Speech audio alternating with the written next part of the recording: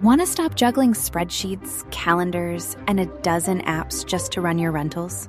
Lodgify makes it easy. It's an all-in-one toolkit for hosts. Build a direct booking website, automate guest messaging, and keep all your channels in sync. Running your rental business your way has never been simpler. And for Good Morning Hospitality listeners, you can get 20% off any yearly plan with code GMH20. Just check the link in the show notes to get started today. Welcome to Good Morning Hospitality, your one-stop shop for the latest news, noteworthy trends, and thought-provoking discussions across the industry. From hotels to short-term rentals to all things travel and hospitality, you'll find each episode equips you with the information that you need to start your week. Join us on Good Morning Hospitality every Wednesday, wherever you get your podcasts.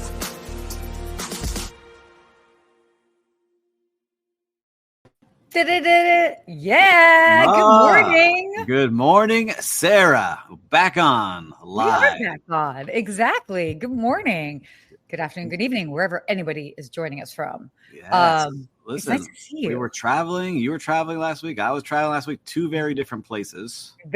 Yes. Why don't you tell me about your exotic locale? My exotic locale. And listen, Indianapolis. So one-time visit for me, I'll say. Okay. Everyone was very nice, but of course. I appreciate my city of Miami even more after coming back. Oh, how so? Vibrant, energy, different people from different places. Like there's just a lot more different countries and culture, and very international. Yes, very international city. And so Indianapolis, I only get to check out the downtown areas and get to zip around on a little scooter on the corridors out there, but just it's one of those cities that, it's good. I saw it. It's very nice. But I'll say this. High Tech was awesome. A lot of good people out there. Great to see so many familiar faces. And can I tell you something? Tell me. A lot of people watch our show and they came up and said, "Where is Sarah? Is she here?" And I was like, stop. I promise. I said, Sarah is, cruising around Croatia and taking in the sights and scenes over there. But it was fun to see so many people watch our show, know who we are, love what we're doing, and we're fans and took pictures, and just great to see that. Yeah, you took pictures. Okay, this is what we have to do. We have to at least make a point to go to one of these conferences together, because it's either myself or it's either you. It's a tease, so we'll make that happen. It was funny, and I got to see the other podcasters out there. Got to see the Modern Hotelier crew that was out there. They were very nice. Fun. Yeah, I saw Glenn Houseman was there, but I didn't see him. See him, but we hung out, Steve and Dave. He's normally running around interviewing people. Yep. Top Floor podcast was out there, so she was very nice. Cool. A lot of cool things. So, next time we'll have to set up something of our own out there. We'll talk after this. It was great. Perfect. Steven Sinclair. I did. I came by the booth and hung out. I love that. So that's there he is. Cool. Oh, well, I have to say, by the way, if you guys want to see us at one of the next shows, let us know. I think it'd be fun. Yeah, there's a lot of them coming up. Yeah, we can talk after. I think it was always a lot. That's crazy. Well, while you were having so much fun in Indianapolis at High Tech, I was actually in Croatia. So I was working with the tourism board there, doing what I do. As those may or may not know, I do a lot of different things. And and it was fantastic. It was my first time there. Wonderful. It was technically the Dubrovnik Riviera region. So we did a visit to Dubrovnik, but then also like all the little islands around. And it was just so wonderful. And I have to say, I have a lot of clients that travel to Europe for the summer. I know a lot of people that do it. And sometimes I'm a little bit like, oh, yeah, Europe for the summer again. And I kind of like roll my eyes at it. But being over there, oh man, it is the thing. It is definitely, it is awesome. It's worth the hype.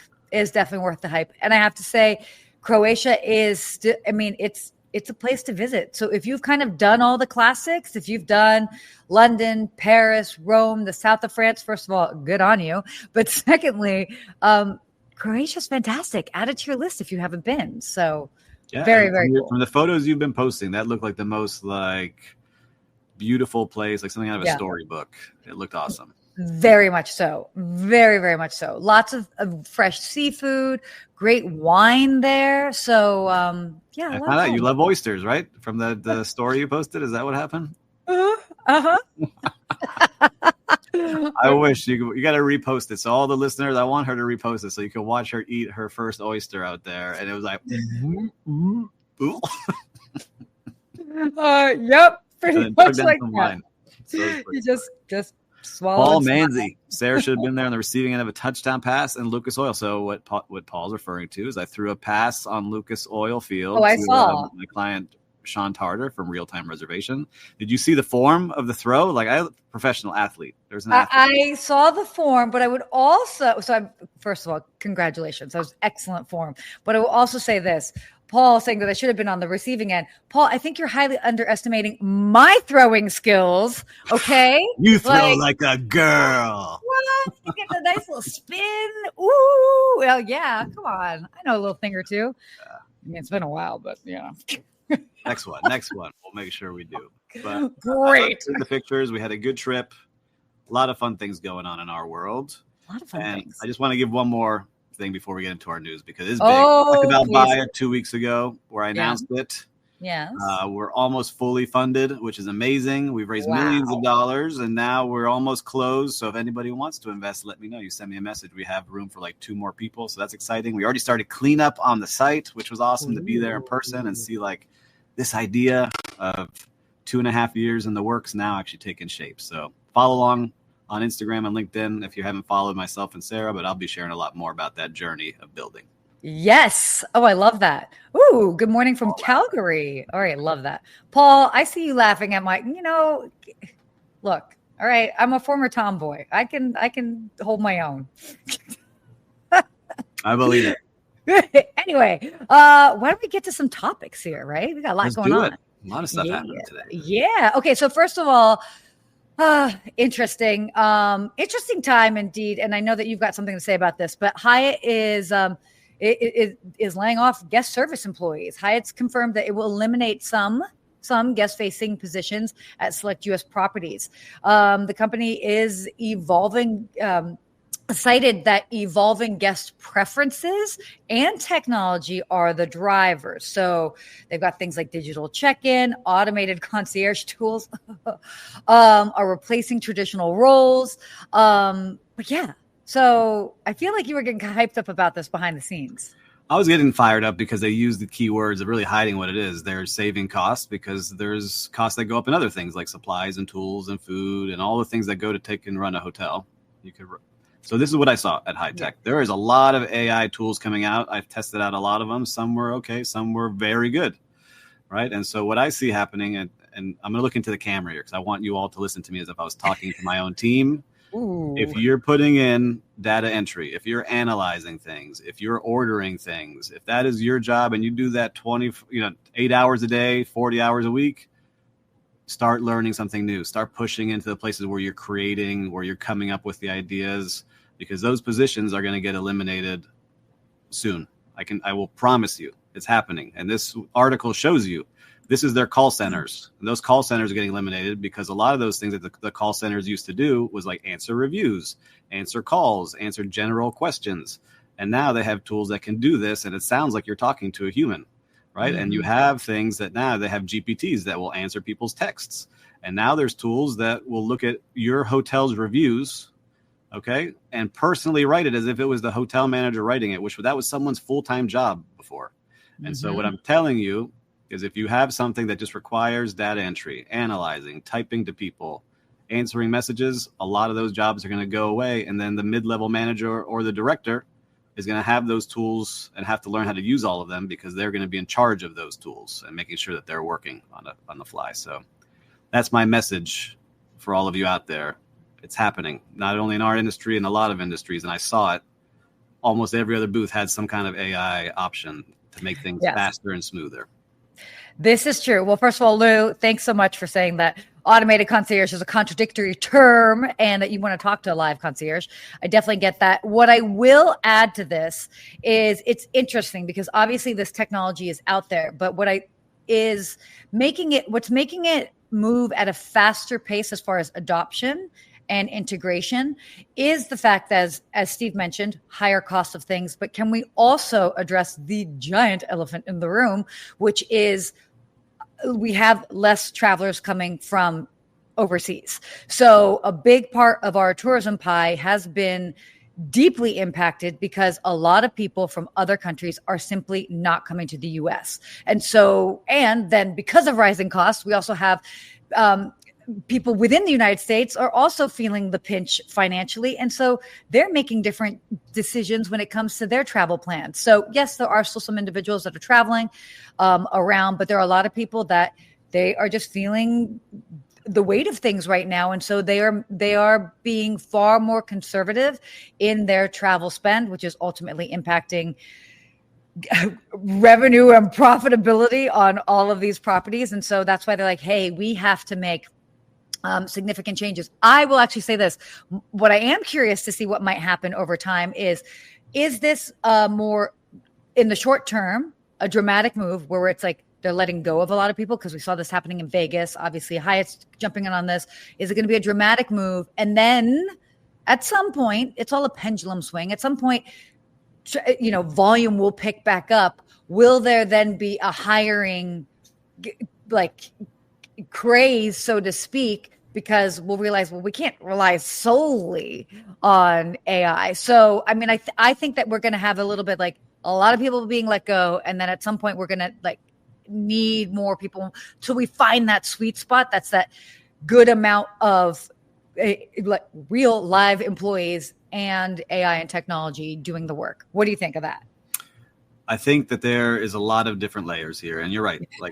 Paul just kind of mentioned the stat, 8% drop in international travel year to date. It's a good point. I was just talking to a big hotel after, we're not a politics show, but after the headlines of what was going on in Iran, they lost, several $100,000 in reservations because groups canceled. They were worried about, all right, there might be a potential slowdown in the stock market and our prices and those things. So there's a lot going into this, but I can tell you, I see Lou's message, I don't want to talk to an automated concierge.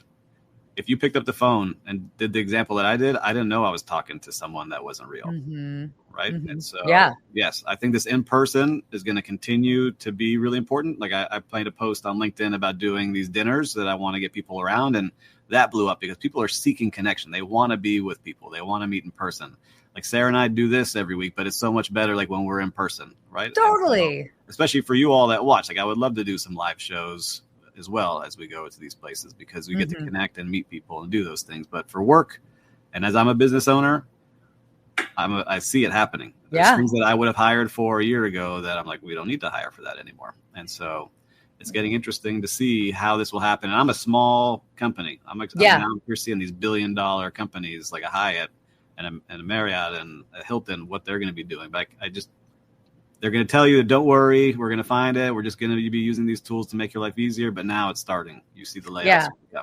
It will happen. And by the way, I feel like that 8% drop in international travel is conservative. And and that might be, and obviously it could be the average, but I feel like that's very conservative. I've seen figures for Los Angeles, for example, and they are down as low as 40%, which is huge. So yeah, it's happening. It's going. Real challenges out there. Real challenges. Yeah. So, okay, we'll continue on to this ties into our next topic, but hotel profitability is really in this vulnerable spot. Go figure. Obviously, hotel operators are seeing a weaker growth in RevPAR and occupancy, rising costs. Steve talked about that, especially for labor and insurance. By the way, even labor in Los Angeles, they just passed something that minimum wage for hotels is going to go up to $30 an hour. That's wild to me, because those same roles that will be getting paid $30 an hour, and that'll happen over the next 2 years, we're making $15 an hour or $14 an hour, maybe in 2020. That's a huge change. That's $62,000, $400 salary, right? Yeah. A pretty big salary just for an entry-level position to run a hotel. Totally. So, again, it's we are seeing this tighter time, and its pressure is, the pressure is kind of highest at these upscale and luxury segments. So interesting times indeed. Yeah, because those upscale and luxury segments, what do they have? A lot more people, a lot more layers, a lot more things in the rooms that cost, right? Just think about a luxury room, just to have it cleaned with supplied. A lot of these rooms cost $150, $200 just to have everything that's in that room that is disposable, like the slippers and all the lotions and all the things that give away and all the amenities that are in there. So once those things all start creeping up, it's amazing to think, like, if you actually look at a hotel room, if you're in a hotel room today and you're in a luxury hotel, look around that room, all of those things, all the prices have gone up on every single one of those products. And so where do you start cutting, right? Yeah. It's funny. Like, I've worked in hotels that had 2 seasons where the toilet paper changed, right? During high season, it's one style of toilet paper.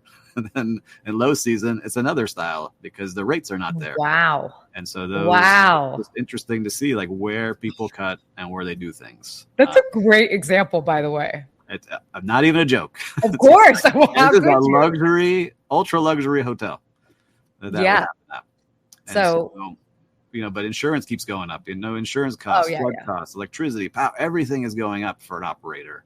And we see it just in our hospitality management company. And now that we're building something, we're seeing it even more in all the tools and supplies and labor and things that would have been a lot less. Adds up quickly. So, and again, this is kind of falling on the heels. I mean, we've had a lot of different headlines about this over the past couple of weeks. Kind of going into our next topic here, Resorts World. And I was actually just at Resorts World Las Vegas. So I love that we're kind of tying this in. And so, we heard a couple of weeks ago that in Las Vegas, they did actually let go of a lot of individuals, and it is quiet there, I have to say. But Resorts World, Las Vegas is integrating Apple Wallet to their room keys. So this is kind of cool that guests are going to now be able to access their rooms via Apple Wallet without downloading a hotel app because nobody wants to download another app.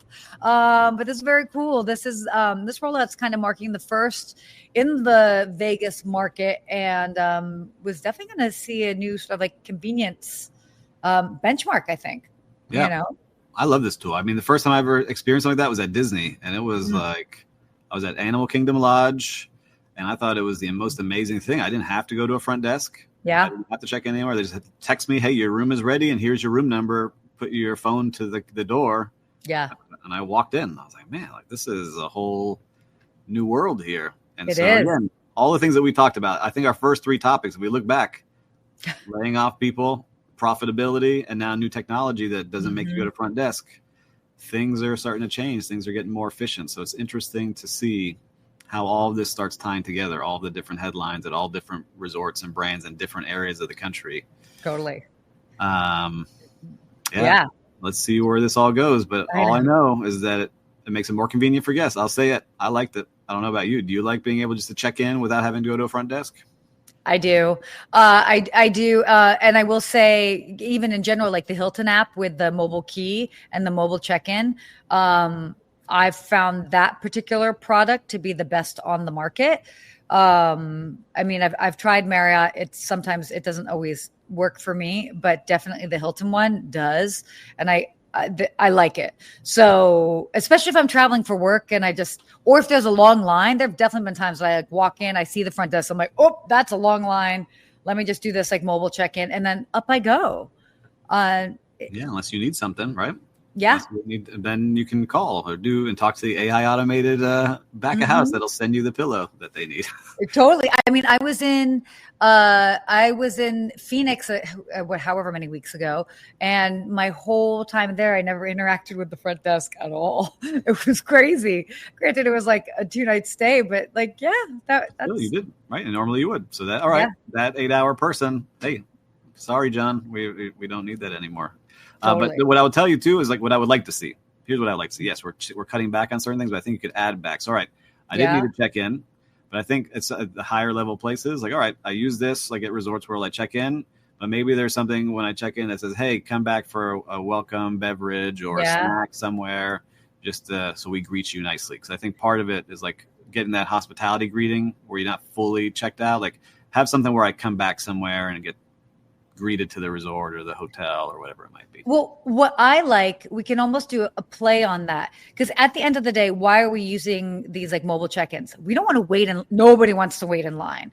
And so is there a different way that you could maybe restructure the lobby and the front desk area? So obviously you have the traditional front desk, but maybe you might have more people that are literally standing in the lobby and they're interacting with guests that way. I mean, shout out to Fontainebleau in Las Vegas. I mean, I had the security guard, like my mom and I walked in like, wide-eyed, like, where do we go? And they approached us, gave us like a little spiel. We didn't have to wait to talk to anybody. It was great. So maybe less people that are just standing at desk, like at attention, but you've got some that are there as your anchors. And then maybe you have more floating front desk people that are kind of still welcoming, but then they can have a different way of interacting with people. Now, obviously, if it gets busy and you've got a line, maybe you send them back to the desk area to help go through everybody. But on slower times, I think that could actually be kind of interesting to do.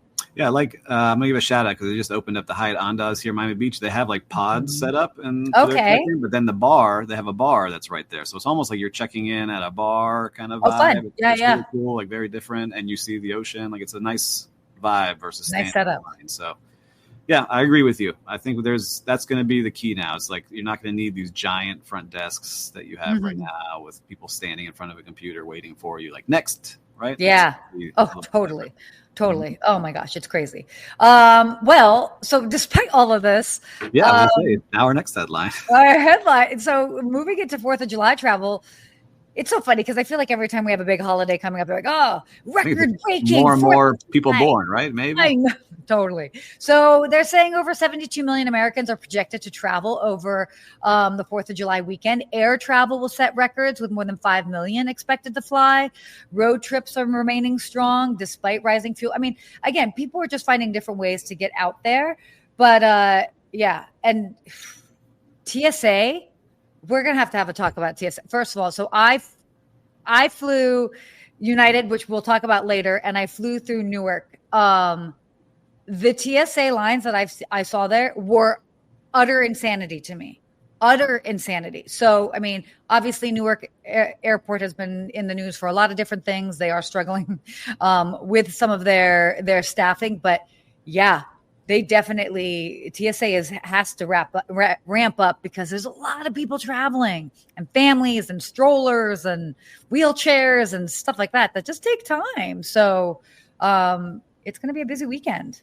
Are you going anywhere? I will be traveling that week, but not that weekend. Oh, I will be going to visit my friend Ben Wolf at his Onera resort and staying in one of his tree houses. Okay, where, in Texas? In Texas. And either Wimberley, I think is where I'm going to be staying. So I fly into Austin and then go over to one of them. Or Fredericksburg. They have 2 resorts. So if you haven't checked it out, check out Onera.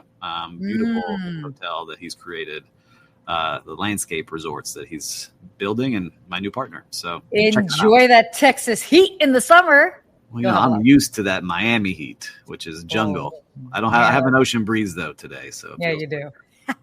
But I like seeing people traveling. July 4th is just a great, I love the Americana vibes and everyone celebrating fireworks. Always a good time. So travel safe. Don't party too hard on July 4th, people, but have a great time.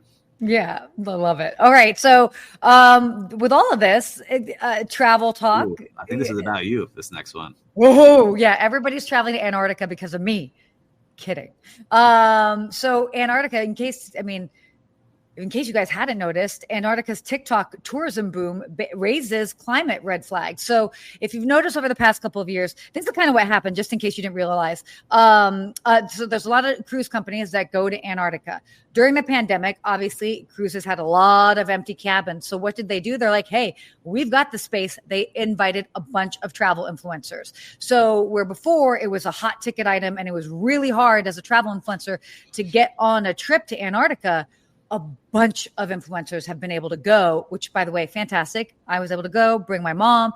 But because of that, there's so much content out there, and it's now drawing younger travelers to Antarctica. But because of this, the demand for going to Antarctica is also higher because people are like, climate change, things are changing. If you want to see Antarctica, see it now.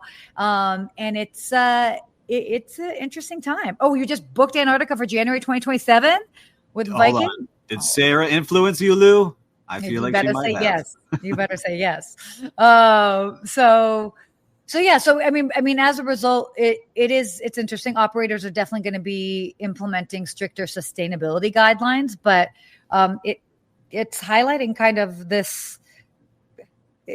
dynamic between social media and the popularity of of destinations, be it Antarctica or even other places in the world. National parks. Yeah. Like national parks are very busy, like anything nature driven. Like we were talking offline, like I'm finding myself more and more attracted to be in the outdoors and be in nature. Sure. And I feel like now with all the screens we're on all day and our phones and all the things that we get sucked into, when you put it down, you feel recharged out there, right? And I think like going on adventures too is part of it. Like people want to go on adventures and have great stories in their life and be able to say like, man, my life was awesome and I went to all these places. Like you're going to have that, Sarah. I'm going to catch up now.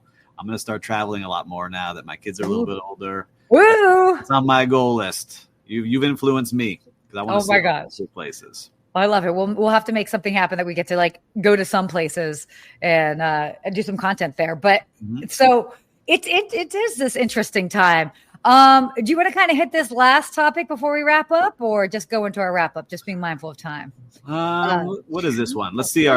Give us our title. Universal Travel Reward Cards gain momentum. New reward cards work across multiple travel brands, hotels, flights, and car rentals. Yeah, I think we talk about this a lot, is getting rewarded for all the travel that we do. Totally. Whether it's our credit cards, whether it's the hotel reward programs. We talked about Wyndham, I think, our last show, that's like teaming up with different things and doing unique things. So it's having that lifestyle of getting rewarded for what you're doing. And there's a lot of money to be made on those card sides for having people signed up. Totally. And banks are kind of seeing this sort of pressure for more flexibility for the easy point redemption, because it's like, I have Amex, but it's like, my Amex points don't transfer to this airline or to this hotel brand, but I have Chase and that does. So I think, a lot of these credit cards and these banks are going to be trying to be a little bit more, flexible as far as how you can use their points. So I feel like I need that as a tool. That's a new AI tool. Like, here's my cards. Here's how many points I have on each. Help me out here. Where do I go? I just put it out there. Who's creating it? We got Sarah and I on the board. Oh, yes, please. And I see Christelle. Look, she just hit what we're doing. So Sequoia and Kings Canyon National Parks for the 4th of July weekend. You see, traveling 4th of July, nature. Christelle, you just pulled our, did our point there for us. Yeah. I was excited for you. Those sound like an amazing place to visit on the holidays. So send us some pictures definitely on LinkedIn. Make sure to tag us. We would love to see what it looks like when you get out there. I love that. Okay, let's go to our real-time recap. What have you seen out there in the streets of hospitality? On the streets. Well, I've been going to South Beach a lot lately, and it's funny because there's an area on South Beach where I'm saying to the actual beach now. South Point Park. And, for a while, it was just like heavily tourist area and high schoolers causing a lot of drama, but they've tightened up in there. And there's a little window, like you walk up to, and they have snacks and things. But there's a guy in there. I've been there 2 weekends this month. Is the nicest guy. I'm going to find out his name next time, but my daughter and son said it's the best hot dogs they ever had out of this little window. That this guy is ultra nice every time with ice cream and hot dogs, but it just makes your day. Like, now I want to go see him because I feel like, all right, I got this guy who's going to help us have a great day on the beach and have a memory. This is awesome. So if you're in South Point Park, I don't know the name of the gentleman, but he has his snack shop window right there. Go say hello to him. Fantastic snacks. And there's these new popsicles that are all like natural and healthy and just like actual frozen fruits. Excellent. Go get them. Love that. Okay. Well, sign me up. I'm due for a trip to Miami soon. Yep. Got to check it out. Okay. So my real-time recap, I try to keep it positive on here. I think we know that. But I'm going to keep it real with you. Ooh. So we all know that I am Delta through and through. Well, lately I have had some brands that have insisted on not flying me to destinations on my favorite or preferred airline. And so I flew United. Well, United has this cool program that's called Status Match. So I was like, okay, well, let's give United a try, but let them do a status match. And I can see what it's like to be at the highest level of status with United. Guys, I'm saying this and I'm putting it out there, and I do not like to say this. I am highly disappointed. It is like night and day. We're talking about store brand version of what an airline should be. I mean, I'm strong words. It really is. I'm like, what is happening? I mean, at least Southwest, you know what you're getting. I love JetBlue. Alaska's fantastic.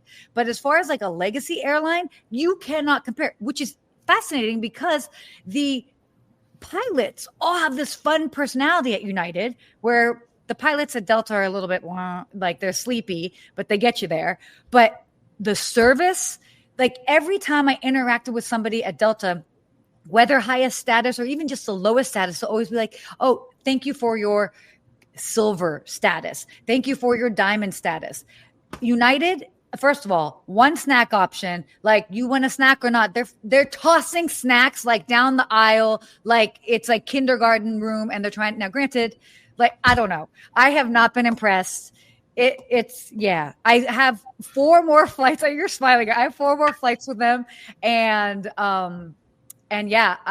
we'll see. I will give them a little bit more time to see if they will change their tune, or maybe it's a different city, but I have not been impressed so far. So that's all I have to say about that. Come at me. I don't care. My experience. United. I did not say anything. I never talk like this about any sort of brand, but wow. Lou, you already influenced Lou. He's canceling his United flight. Dude, I can't. Also, they're canceling. I mean, yeah, whatever. Their track record, they're on time. Like, no. Anyway, so that's that. So that's my 2 cents on that. Why don't we move on to our hospitality quote segment? Oh, no. Yeah, I'm sorry, guys. And fired. All right. Hospitality quote of the week. And I like this one because hospitality is making others feel at home, even if you wish you were. And I think that's so true because like there's times when you're in a trip, like I was on a business trip and I was ready to go home, but the hotel was very nice. Everyone was very nice there, and we're thoughtful, and it makes it go a long way. But there's sometimes you've been on trips where you're just like, I'm ready to go, and this place is terrible. No one's nice here. I don't feel at home here. I want to get out of here. And like on the United airplane. Yeah. Uh-huh. Yeah, exactly. It could be any place, right? Whether it's a restaurant or a plane, a train, whatever it might be. And David saying, love that quote. Another great show. Thanks for watching, little bro. So that's what I like, because it hit me when I was in Indianapolis. Again, very nice people. Yeah. This wasn't my favorite city, right? And I was ready to get out of there, but everyone was very nice and doing their thing. And Paul saying Sarah Pulling from the Monday show doing her best brandy rant. Oh, by the way, brandy.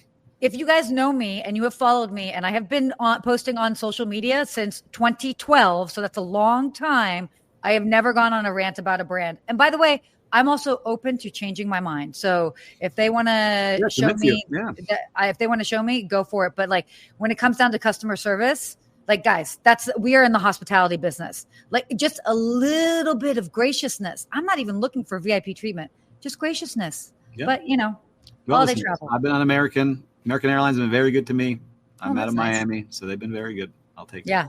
Yeah. So there we go. But yes, I love that. So, I mean, again, it's like, it's making sure that you feel at home. And especially right now, I'll actually just say one other thing. If you are traveling, just as a reminder, just build an extra buffer time for all of your travels. Traffic to airports are high and heavy, going through TSA. You've got people that they're doing their summer travel. They've got strollers. They've got kids. They've got, formula. You've got older people that are finally like doing some of their last trips that they get to do, and they're in wheelchairs. So pack your patience. It is amateur hour out there, but I mean that in the nicest way, is that it's like people are taking advantage of this time. So build in that buffer room because, just things are taking longer than expected. That's true. I see Adam here. Can't believe I'm watching the number 2 hospitality influencer. You are. Oh, gosh. Sarah Dandishi, number 2. Adam. Oh, thank you, Adam. By the way, Adam is a former concierge like I am. In fact, he was up for the same concierge award that I ended up winning. He was up for that award a couple years before I won. So I'll just leave it at that. But yes, winner. Chicken dinner. All right. Well, Sarah, another amazing show. I'm glad that we're back doing this. Next week, I think I'll be able to do the live show from where I am. So I will set that up. But I think you should. Until next week, everybody. What do we say? Stay hospitable. Bye. Bye.